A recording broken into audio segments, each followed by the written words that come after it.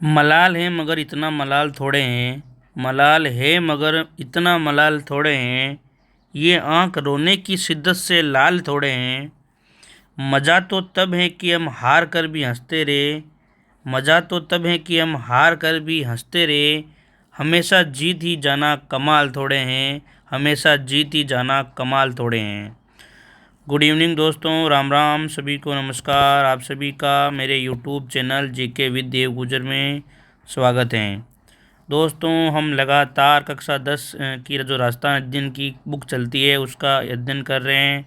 हमने 2 chapter clear कर लिए हैं और तीसरा चैप्टर में जो त्यौहार हैं, राजस्थान के जो प्रमुख त्यौहार हैं उनको पढ़ लिया है। आज की क्लास में राजस्थान के प्रमुख मेलों के बारे में पढ़ेंगे। आप सभी चैनल पे नए हैं तो चैनल को सब्सक्राइब करें और अपने दोस्तों को ज़्यादा से ज़्यादा बताएं इसको।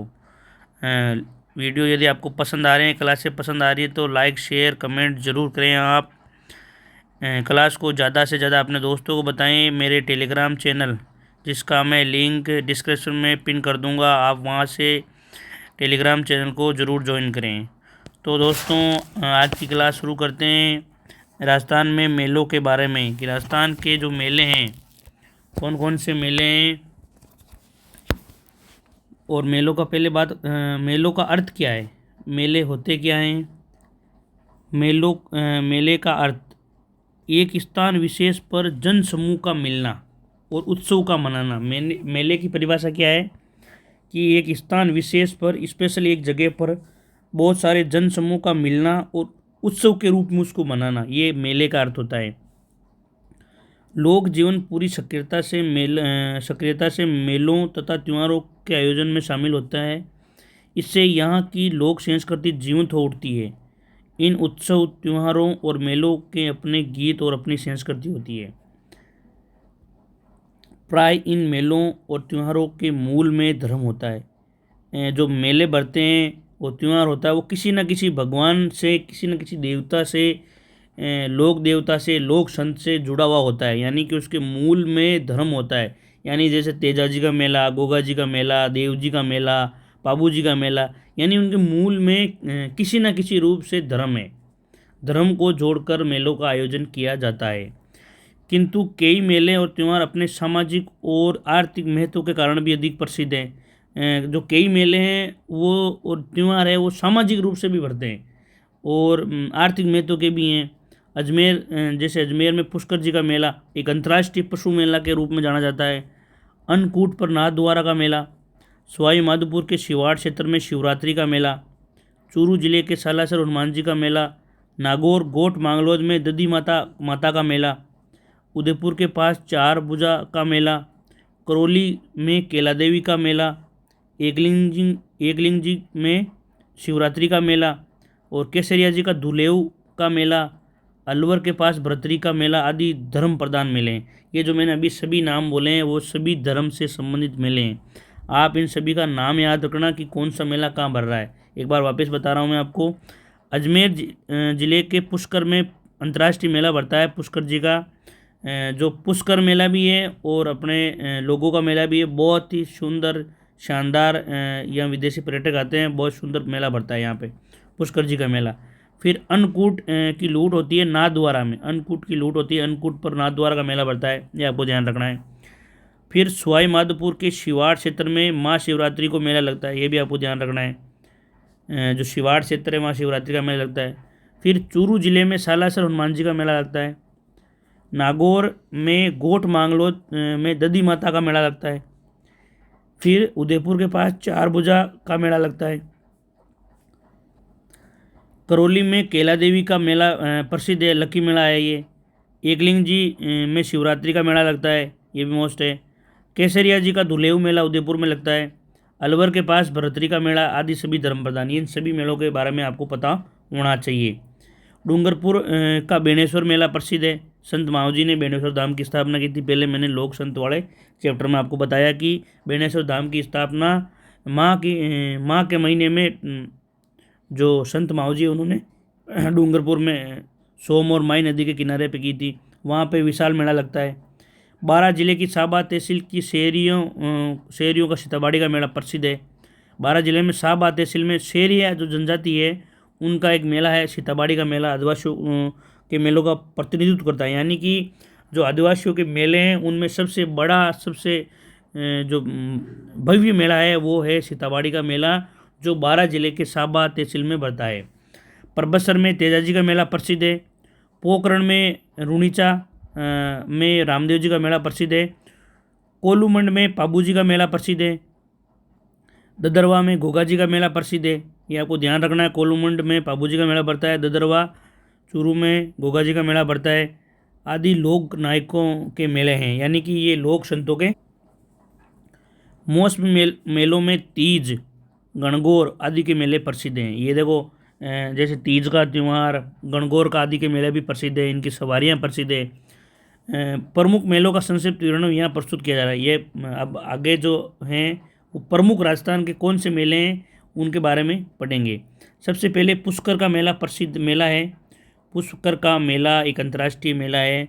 अजमेर जिले के पुष्कर हिंदुओं की आस्था का एक प्रमुख केंद्र है।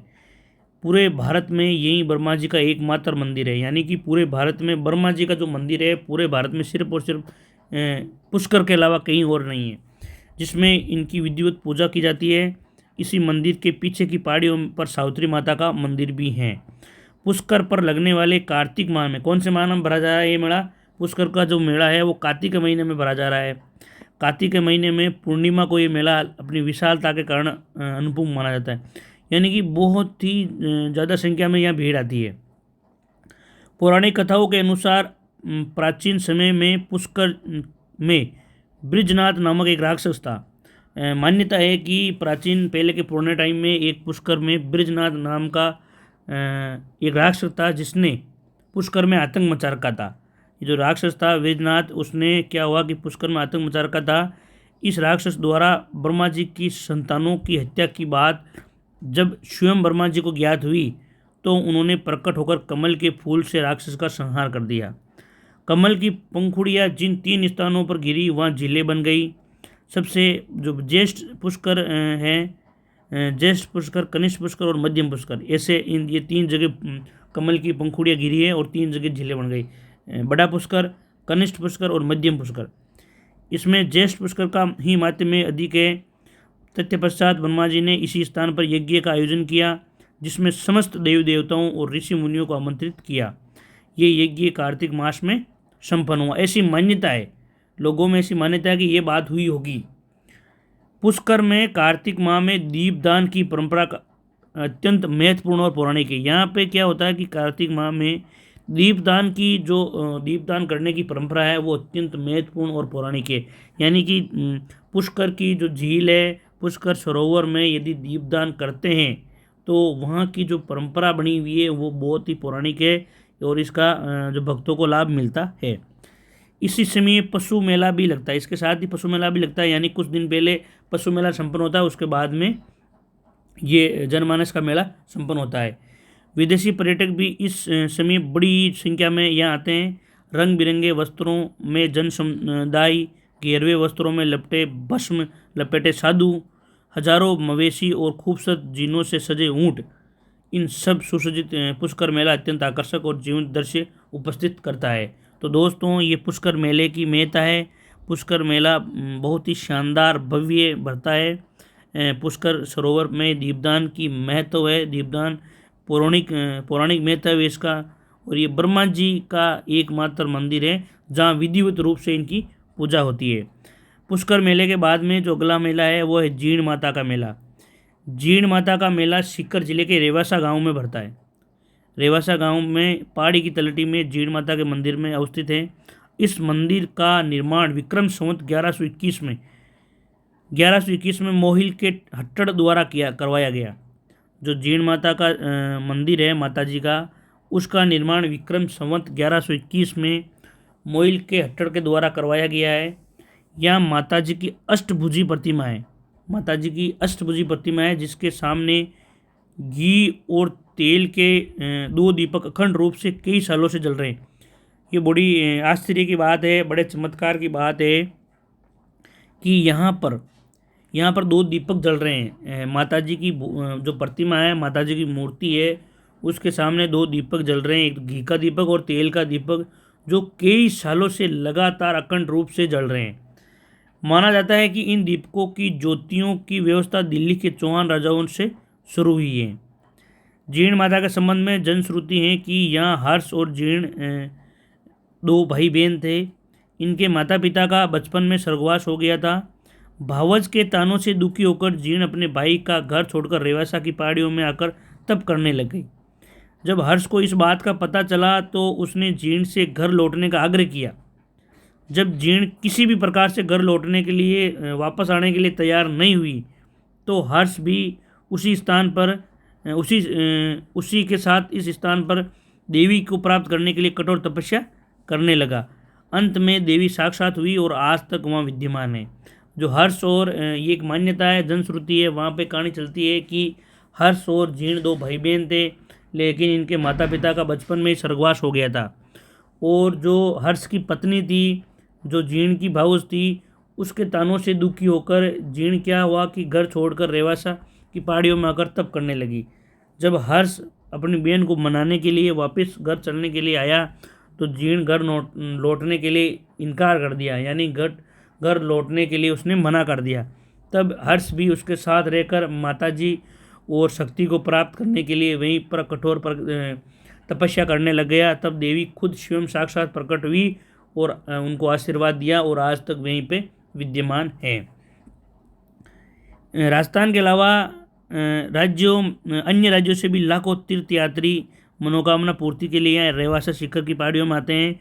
चैत और आश्विन माह में नवरात्रों के समय यहाँ पर विशेष चहल पहल रहती है। जो दोनों नवरात्रे हैं, दोनों नवरात्रों के टाइम पे जीर्ण माता के मंदिर में विशेष चहल पहल रहती है। जीर्ण माता के बाद में जो अगले जो मेला है वो है खाटू श्याम जी का मेला। खाटू श्याम जी का मेला का जो खाटू श्याम जी का जन्मदिन था वो कल था। खाटू श्याम जी का मेला अभी वर्तमान में बहुत ज़्यादा प्रसिद्ध है। राजस्थान राज्य के और अन्य राज्यों के भी यहाँ पे बहुत सारे लोग मेले में आते हैं और मेले के अलावा भी लोगों का लगातार यहाँ तांता बना रहता है। कल के अखबार के एक न्यूज़ थी कि खाटू श्याम जी के मेले में लगभग 11 लाख लोगों ने एक दिन में ही दर्शन किए हैं। तो ये इस खाटू श्याम जी के मेले की भव्यता को बताता है। खाटू श्याम जी का मेला सीकर जिले में स्थित खाटू श्याम जी का मंदिर बहुत ही ज़्यादा विख्यात है और वर्तमान में ये बहुत ज़्यादा प्रसिद्ध हो रहा है। एक कहावत चलती है, एक युक्ति चलती है कि हारे का सारा खाटू श्याम हमारा। तो अभी वर्तमान में भक्तों में खाटू श्याम जी का बहुत प्रचलन है और बहुत लोग अपनी मनोकामना पूरी करने के लिए खाटू श्याम जी के दर्शन के लिए जाते हैं। जिला मुख्यालय से करीब 50 किलोमीटर दूरी पर स्थित श्री कृष्ण के रूप में ही एक स्वरूप श्री श्याम जी के इस मंदिर में वर्ष भर भक्तों की भीड़ लगी रहती है। यानी कि एक विशेष पर्टिकुलर दिन नहीं है, यहाँ पे लगातार लोगों की भीड़ चलती रहती है। शीश की दानी के रूप में विख्यात श्री श्याम जी के मंदिर में फाल्गुन के शुक्ल पक्ष की 10वीं से द्वादशी तक, यानी कि जो फाल्गुन के शुक्ल पक्ष की 10वीं से 12 तक ये वार्षिक मेला लगता है। इस मंदिर के निकट स्थित श्याम बगीचा और श्याम कुंड भी दर्शनीय है। तो हारों के जो हारे हैं लोग हैं उनका सारा खाटू श्याम जी हैं। खाटू श्याम जी के बाद में जो अगला मेला है वो है भरथरी का मेला। भरथरी का मेला अलवर ज़िले में बढ़ता है, आपको ध्यान रखना है। अलवर से 40 किलोमीटर दूर भरथरी नामक स्थान पर वर्ष में 2 बार ये मेला भर रहा है। बैसाख में और भादवा के महीने में लक्की मेला आयोजित होता है। लक्की मेला का मतलब है कि यहाँ लाखों की संख्या में लोगों की भीड़ उमड़ती है। हाथों में चिमटा, कमंडल, शरीर पर राख लपेटे, लंबी दाढ़ी और लंबे बाले वाले सैकड़ों कनफटे बाबाओं से ये स्थान लघु कुंभ के रूप में जीवित हो उठता है। तो ये आपको लाइनें याद रखनी है कि ये किस मेले के लिए कही गई है, ये आपको लाइनें याद रखनी है। जनश्रुति है कि गोपीचंद भर्तृहरि बहुत बड़े राजा थे। लोगों में मान्यता है कि जो गोपीचंद भर्तृहरि थे बहुत बड़े राजा थे। उनकी पत्नी रानी पिंगला अत्यंत सुंदर थी। किन्हीं कारणों से राजा के मन में विरक्ति आने पर उन्होंने अपना राजपाट त्याग कर संन्यास ले लिया। भर्तृहरि को ये जंगल बहुत भाया और मृत्यु पर्यंत यहीं रहे और यहीं पे इनकी समाधि है। तो आपको ध्यान रखना है कि भर्तरी का मेला अलवर में भरता है। और ये लाइनें जो बताई थी वो लाइनें भी याद रखनी है। कभी कभी क्वेश्चन में आता है ये लाइनें दे दी जाती है और ये पूछा जाता है कि ये किस मेले से संबंधित है। और ये आपको जनश्रुति भी याद रखनी है कि यहाँ गोपीचंद भर्तरी एक महान राजा थे, उनकी रानी थी पिंगला जो बहुत सुंदर थी। लेकिन क्या हुआ कि किन्हीं कारणों से दोनों के मध्य मनमुटाव हुआ और जो राजा भर्तरी हैं, गोपीचंद भर्तरी है, उनके मन में विरक्ति आ गई और उन्होंने राजपाट त्याग दिया और इस जंगल में ही उन्होंने तपस्या की। इन्होंने यहीं पे अपना जीवन बिताया, लास्ट तक इन्होंने यहीं रहे, इसलिए यहाँ पे मेला भर्तरी का मेला भरता है। भर्तरी के मेले के बाद में जो डिग्गी के कल्याण जी का मेला है, डिग्गी कल्याण जी का मेला बहुत ज़्यादा प्रसिद्ध है। जयपुर से 75 किलोमीटर दूर टोंक जिले की जो मालपुरा तहसील है वहाँ डिग्गीपुरी के भगवान विष्णु के स्वरूप राजा कल्याण जी का जो मेला है वो सावन की अमावस को भरता है। कब भरता है? जो सावन माह की अमावस है उसको ये मेला भरता है और ये टोंक जिले की मालपुरा तहसील में स्थित है। डिग्गी के बारे में जनश्रुति है कि इंद्र ने अपने दरबार की अप्सरा उर्वशी को किसी बात पर क्रोधित होकर 12 साल के लिए मृत्युलोक में रहने के लिए दंड दे दिया। जो इंद्र का दरबार है वहाँ की एक अप्सरा है उर्वशी, उससे क्रोधित हो गई है इंद्र और वहाँ से उसको दंड के रूप में कहा कि आप मृत्युलोक में जाइए और वहाँ 12 साल के लिए आपको रहना है। उर्वशी मृत्युलोक में आकर रहने लगी। यहाँ वे चंद्रगिरी के राजा के उद्यान में घोड़ी का रूप धारण कर रात भर चरा करती थी। क्रोधित चंद्रगिरी के राजा ने एक दिन घोड़ी का पीछा कर उसे पकड़ लिया। घोड़ी ने अप्सरा यानी कि सुंदरी का रूप धारण कर लिया। राजा डिगू जो राजा डिगू थे वो उर्वशी पर मोहित हो गए और उसे राजमहल में लेने के लिए आतुर हो गए। उर्वशी ने साथ चलने के लिए एक शर्त रखी कि दंड समाप्ति पर जब इंद्र जब उसे लेने आए तो उसे बचाएगा, यानी कि जब मेरे को 12 साल बाद में मेरा दंड पूरा हो जाएगा तब मुझे इंद्र लेने के लिए आएगा तो आप मेरे को वहाँ जाने से रोकोगे। यदि वे नहीं बचा पाया तो वे उन्हें श्राप देगी। दंड की समाप्ति पर इंद्र उर्वशी को लेने के लिए मृत्युलोक में आए। राजा डिगू के प्रतिरोध के करने पर इंद्र ने भगवान विष्णु की सहायता से उसे हरा दिया और उर्वशी को ले गए वापिस। उर्वशी ने राजा को श्राप दिया कि वे कोढ़ी बन जाए। भगवान विष्णु को राजा डिगू पर दया आई और उन्होंने राजा का कुष्ठ से निवारण का उपाय बताया। उन्होंने कहा कि कुछ समय बाद मैं उनकी एक प्रतिमा पास के समुद्र में बहती हुई आएगी जिसके दर्शन से राजा का कोढ़ मिट जाएगा। कालांतर में ये प्रतिमा आई और उसके दर्शन मात्र से राजा का कोढ़ मिट गया, राजा का रोग मिट गया। क्योंकि भगवान विष्णु ने राजा डिगू का कुष्ठ रोग से कल्याण किया इसलिए इस मंदिर का नाम कल्याण मंदिर पड़ गया और ये डिग्गी कल्याण जी का मंदिर प्रसिद्ध है। ये आपको कहानी भी याद रखनी है और ये भी याद रखना कि यह मेला कहाँ पड़ता है। फिर आगे का मेला है श्री महावीर जी का मेला। श्री महावीर जी का मेला बहुत प्रसिद्ध है। श्री महावीर जी का मेला सवाईमाधोपुर जिले की हिंडोल तहसील, जो हिंडोन तहसील है वहाँ पे गंभीर नदी के किनारे पर अवस्थित चंदन गांव का वर्तमान नाम श्री महावीर जी हैं। चंदन गांव में महावीर स्वामी की स्मृति में हर साल चैत शुक्ला त्रयोदशी से बैसाख कृष्णा प्रतिपत्ति तक ये लक्की मेला भरता है। आपको ध्यान रखना है कि मेला कब भर रहा है। चैत के महीने में 13 से बैसाख की एकम तक ये मेला भर रहा है। ये जैनों का सबसे बड़ा मेला है। जो जैन समाज के लोग हैं उनका ये श्री महावीर जी का मेला, सवाईमाधोपुर का मेला सबसे बड़ा मेला है। जनश्रुति है कि कृपादास नामक चरमकार एक टीले पर अपने पशु चराया करते थे। जो कृपादास जी थे वो चरमकार थे, चरमकार जाति से संबंधित थे और टीले पर अपने पशु चराया करते थे। वर्तमान में ये टीला उसके नाम से ही जाना जाता है। एक बार उनकी एक गाय ने कई दिनों तक दूध नहीं दिया। कारण जानने के लिए उस गाय का पीछा करने पर उसने देखा कि गाय एक टीले पर सोते अपना दूध गिरा रही है। गाय क्या कर रही है? एक टीले पर अपना दूध गिरा रही है, एक जगह पे निश्चित जगह पर दूध गिरा रही है। टीले को खोदने पर उसे वहाँ से गहरे लाल रंग की एक भव्य प्रतिमा मिली। कृपादास ने इस प्रतिमा को एक झोंपड़े में रख दिया। बसवा के जैन अमरचंद बिलाला ने महावीर जी की इस प्रतिमा को सर्वप्रथम पहचाना और मंदिर बनाने के लिए बड़ी रकम दान दी। जो बसवा के जैन अमरचंद बिलाला थे, उन्होंने इस प्रतिमा को, इस गहरे लाल रंग की भव्य प्रतिमा को पहचाना कि ये महावीर जी की प्रतिमा है, और उन्होंने मंदिर बनाने के लिए बहुत सारी बड़ी रकम दी थी।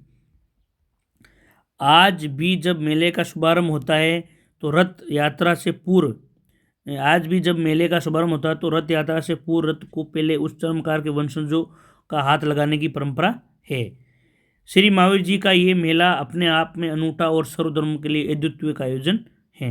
यानी कि जो महावीर जी का मेला है, ये बहुत ही भव्य शानदार सवाई माधोपुर ये भरता है। आपको ध्यान रखना, सवाई माधोपुर की हिंडौन तहसील में गंभीर नदी के किनारे चंदनगांव में ये मेला भरता है। तो दोस्तों, आज के मेले में जो आज की क्लास है, आज की क्लास में हमने ये कुछ मेलों के बारे में पढ़ा है, और जो बचे हुए मेले हैं वो कल की क्लास में अपन पढ़ेंगे। तो दोस्तों, लगातार आप यूं ही क्लास का आनंद उठाते रहें, क्लास को पढ़ते रहें, और क्लास पढ़ने के बाद में आप इस किताब को एक बार रिवाइज कर लें। बार बार आप इस वीडियो को देखिए, आपको ये बातें कंठस्थ हो जाएगी, आपको आपके मन में ये बातें बस जाएगी। तो थैंक यू दोस्तों।